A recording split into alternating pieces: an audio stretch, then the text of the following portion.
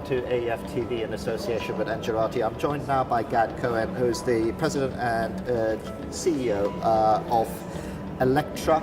And you may know, if you're watching more of those, we also interviewed Eleqtra yesterday about a project in Ghana. But Gad, firstly, welcome. Thank you for being here. Thanks. We aren't really going to talk about that, but what I'd like to talk about is that you are going to be chairing a panel this afternoon on what's called game-changing technologies, the title of the panel. Can you tell us a little bit about what you are hoping will come out of that panel? What are the game-changing technologies? Whenever you chair a panel, you've got a vision of how you want to lead it. Where do you want to go?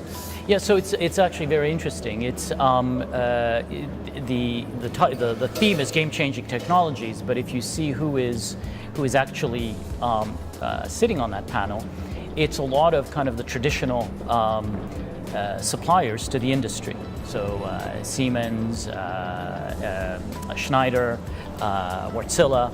And what's very interesting is the fact that they are now converting their technology or adapting their existing offering through new technology to address some of the challenges that disruptive technologies like solar and wind have caused in the marketplace. So, as you know, renewable energy is now making a big push into Africa. There's been a big push, and it is in that sense. There's already been a game change in the market because of that. From a technical standpoint, because the grids were not really set up to absorb this degree of intermittency, a number of these same traditional suppliers of thermal equipment or transmission and distribution equipment have started to adapt in order to address some of these grid instability issues, to be able to complement the renewable offerings. None of them offer renewables, whether it's Wärtsilä or Siemens or pretty much turbine manufacturers, and they've obviously seen a little bit of the squeeze from renewables, and their response has been quite interesting in the sense they recognize that they can't compete in kind of as a renewable technology, because these thermal plants are not renewable technologies, but they're competing or making offerings to the grids and to developers, which would allow some of these renewable technologies to function even better in the existing grid. So are they almost saying that, hang on a minute, never say never, we can't compete here yet, but we ought to position ourselves almost like, let's take a word from the IT world, like systems integrators, that if you want this power, go ahead and build it, but you need someone who will integrate this into your grid, and we're the people who can engineer the clever bits of kit that will allow that to happen. It's more of a using traditional technology to make up for some of the deficiencies of the renewable technologies that have now penetrated inside the market. So the renewables are not necessarily perfect technologies, to supply electric power on a baseload basis. And so as a result, these traditional technologies have come in to somewhat fill that gap. And so they're adapting their technology in effect. That's what I was saying at the beginning. There's almost adapting their technologies to address some of the deficiencies and make up the shortfalls, really, so it's not really renewables. Disruption, it's adapting and... It's adapting to a disruption, essentially. Essentially. So the batteries and everything. So we've got this panel called Game-Changing Technologies. We've got we've got the traditional behemoths on it. Who would you have liked to have seen on it? What would you have liked to have seen to counterpose that? Because it would be quite nice to have that, and then some of the real sort of game-changing technologies, like what Tesla are doing with batteries and power walls and Yep. and all that price point, because Correct. that is really causing that disruption point. So you're absolutely right. I think that, and we are going to talk about that during the panel, but it is absolutely correct that if you look 5-10 years into the future, with respect, in particular in the African market, and the fact that there's very low connection rates, ultimately the future as far as household connections or small commercial connections are concerned belongs to the off-grid market. And right now, these customers, if you will, are not even connected to the grid, and so whereas in the past they would have had to wait until the grid came to them, and that could take, in Africa, I mean, it takes a tremendous amount of time for the grid to expand. It could have taken 5 to 10 years. The fact that you're getting drop in prices in solar panels, drop in prices in batteries, and like the Tesla power pack, improvements in inverter technologies, is going to allow for these off-grid systems to become a lot more affordable for these rural communities and for non-connected communities, and therefore compete a lot more effectively with the national grid. So the traditional model of centralized energy, which is then distributed, is actually going to change, right? We think there's probably going to be a leap towards off-grid applications. Distributed. Correct. Now, that's not to say that you're going to see a reduction in the traditional model. I mean, you still need, for industry, right? You still need large centralized systems, right? You still need base load. You still need kind of big power plants to create some stability and reliability on the grid. But in terms of household connections, small commercial connections, we think that there is going to be, especially in the African market, we think there is going to be a leap towards off-grid applications.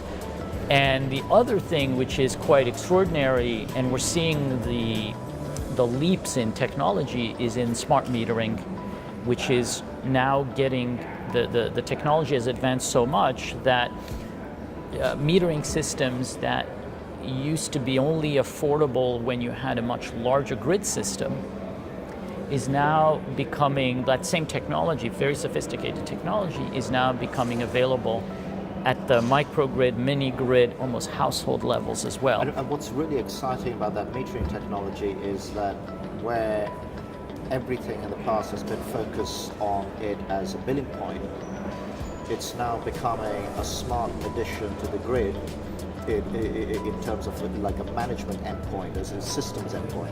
And that is correct, and that's absolutely correct. So the technology is not quite there to have that degree of demand-side management take place, but it's just a question of time. Yeah. It's just a question of time for that technology, which in theory is available today in larger systems, right?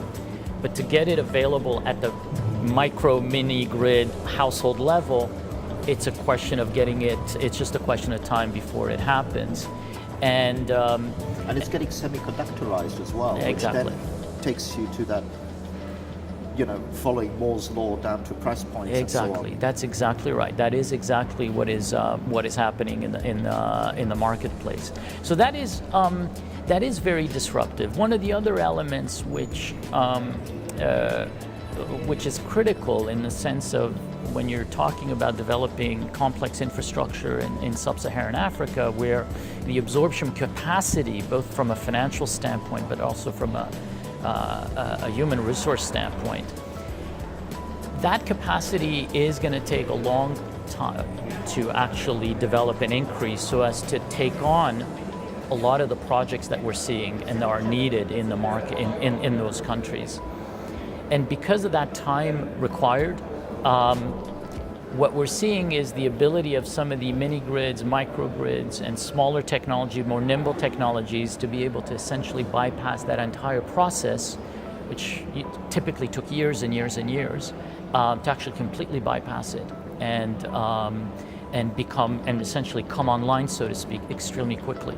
Well, people are talking about 12 to 18 months now, right? From a, if you can afford it and a need or whatever. I mean, I was reading about a mine in Australia. It's somewhat relevant to this discussion. Who kind of went in with a solar provider and is now getting 80% of its energy from that solar plant because it was churning out diesel. Correct. Things like that. Correct. Do you not think, and this is a sort of hypothesis or a bit long pursuing as well, is that, okay, you've got this distributed energy talk going on, and you're putting it all these little, let's imagine for a second, all these little microgrids into place, and they're in isolation. Do you not think that that strategy will also at some point, and I'm talking maybe 5 to 10 years, hence require transmission interconnectors between it? Because if you look at what Germany are doing with the Energiewende, and I've been reading the reports that, okay, by interconnecting all of this, our renewables are actually acting as a base load, because we can predict that this much will always come from renewables. Do you think that that will also happen here? So no matter what, at some point these interconnectors will have to be built. Yeah, look, I mean, there's a couple of ways of looking at that, right? You could have a scenario where you end up with a number of mini grids or microgrids all over a particular country, and it's possible that a national grid would then interconnect all of them. You could also see a future where you have owner-operators of the microgrids basically coming together and consolidating all of them and then interconnecting them. And on that front, I don't see. I don't know where that's going to end up. And keep in mind that we should not underestimate. We should not underestimate the difficulty of interconnecting these types of systems. But in the future, if there is an economic benefit, a commercial benefit to interconnecting them, I could certainly see national utilities or private investors coming in and basically consolidating them into another kind of another utility. I mean, the very fact that we're talking like this is exciting as well, and it shows the disruption that actually we can't see too far into the event horizon, and all sorts of things could happen. Right. You mentioned inverters, semiconductor technology has been applied there as well. The cost of those is going down. You add all of that compounding effect together. Yeah. IKEA in the UK are selling panels, solar panels, right. Go figure. It makes it an exciting space, doesn't it? It is an exciting space. What's really fascinating is, when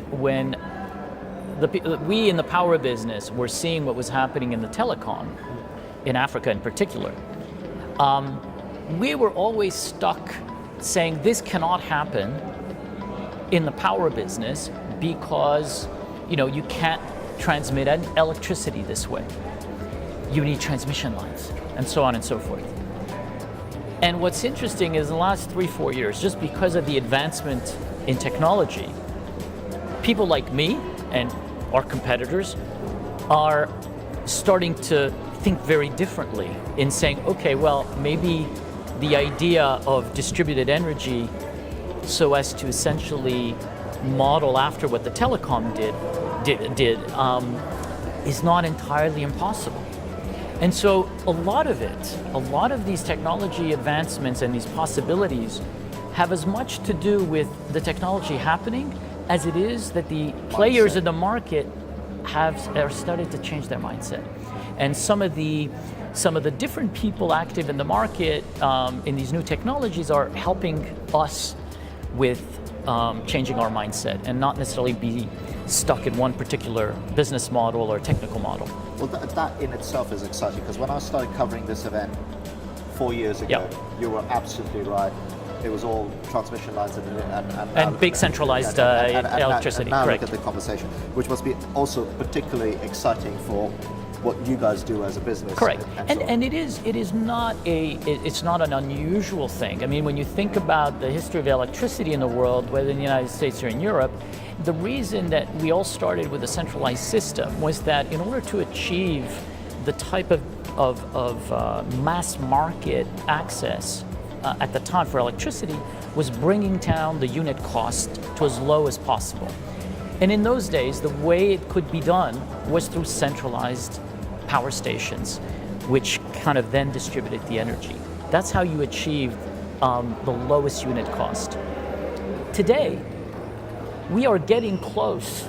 We're not there yet, but we're getting close to the point where in a market like Africa, achieving the lower unit costs may not be necessarily through the centralized system, but it might be through the distributed generation system. And that is just game changing. And on that note, I'm afraid, Gad, we're going to have to leave it because my friend behind the camera has been signaling me frantically that we're getting to the end of our time here. Thank you very much for joining us. I very much enjoyed the discussion. I hope the panel goes well and you get a chance to push these guys and try and push them out. I wish you success in that. Thank you very much for watching AFTV in association with Angelati 2016.